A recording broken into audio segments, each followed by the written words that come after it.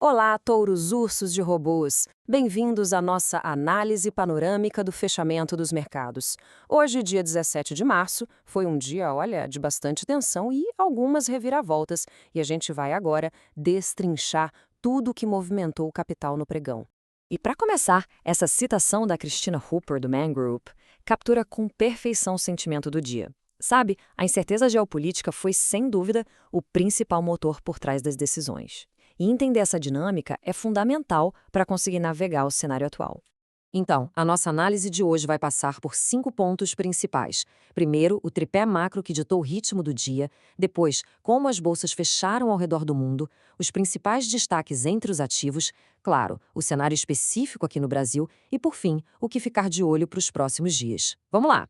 Pois é, a narrativa de hoje foi totalmente dominada por esses três temas, que estão super interligados. A escalada do conflito lá no Oriente Médio, a consequente disparada nos preços do petróleo e, claro, a enorme expectativa sobre qual vai ser a reação dos bancos centrais a tudo isso.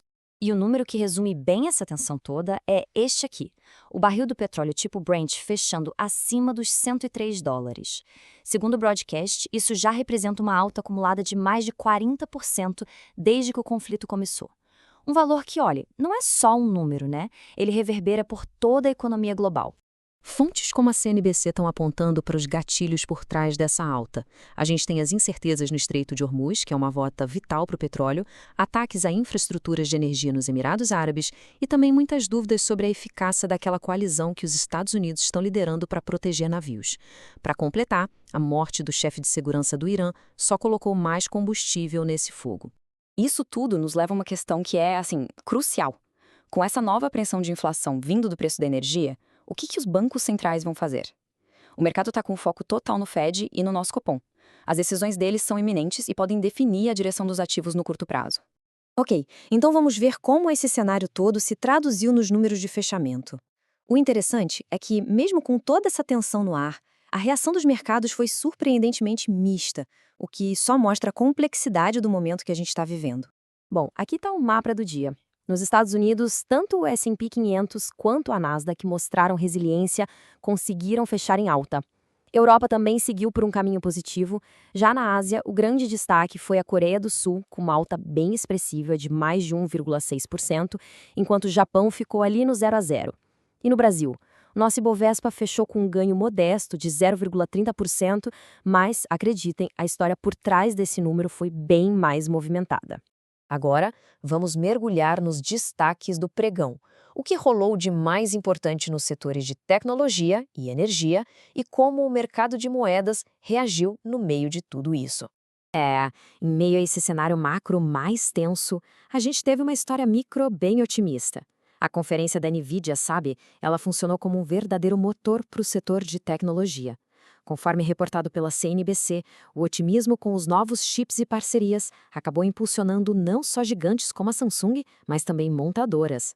Hyundai, BYD, Geely, todas com grandes apostas em veículos autônomos.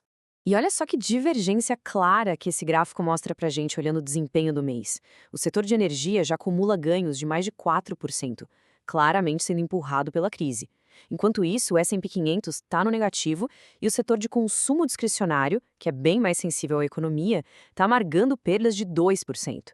Fica nítido para onde o capital está fluindo, né? E quais setores estão sentindo mais a pressão. No câmbio, essa observação do Mark Chandler é muito perspicaz. Ela sugere uma mudança de comportamento que é sutil, mas super importante. O dólar, que vinha sendo aquele porto seguro absoluto, talvez esteja começando a ver os investidores realizando lucros nas altas. É um movimento para se monitorar bem de perto. Agora, focando aqui no Brasil, o nosso mercado viveu hoje um verdadeiro cabo de guerra.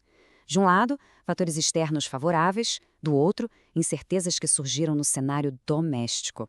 O ponto crucial foi exatamente esse. O dia começou com um certo otimismo, sabe? Impulsionado pelo apetite a risco global, que favorece o real através do carry trade, aquele investimento que busca lucrar com a nossa diferença de juros, e também pela forte alta da Petrobras.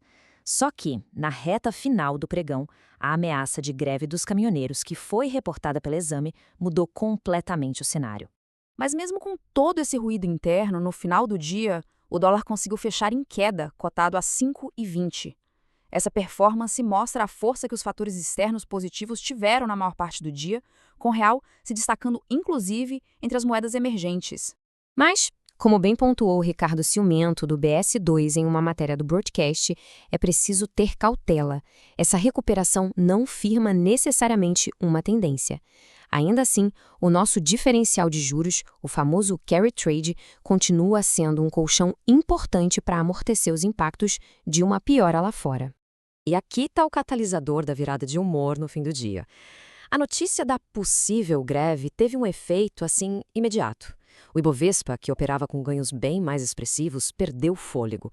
E a curva de juros futuros inverteu o sinal e subiu, já colocando na conta um novo risco para a inflação e para a logística do país. Bom dia analisado. Agora vamos olhar para frente, ver o que é preciso monitorar de perto nos próximos pregões. O foco total do investidor está nesses 3 pontos. Amanhã tem a decisão do Fed nos Estados Unidos. Aqui no Brasil, a nossa super quarta, com a decisão do Copom. E, claro, o tempo todo de olho no desenrolar do conflito no Oriente Médio, que pode mudar o jogo a qualquer instante. Qualquer novidade nessas frentes vai ter impacto direto nos mercados. E, para a gente fechar, fica essa reflexão. Nós estamos exatamente neste ponto. Um cabo de guerra. De um lado, a gente tem o medo e a aversão ao risco gerados pela guerra. Do outro, uma certa resiliência dos mercados e um otimismo bem cauteloso. A grande pergunta que vai definir os próximos capítulos é: qual desses lados vai ceder primeiro? É isso por hoje, pessoal. Se essa nossa análise ajudou a conectar nos pontos do dia, não se esqueçam de se inscrever aqui no canal Touros, Ursos e Robôs, deixem o like e, o mais importante, deixem um comentário. A gente quer saber a visão de todo mundo sobre qual força vai prevalecer. Até a próxima!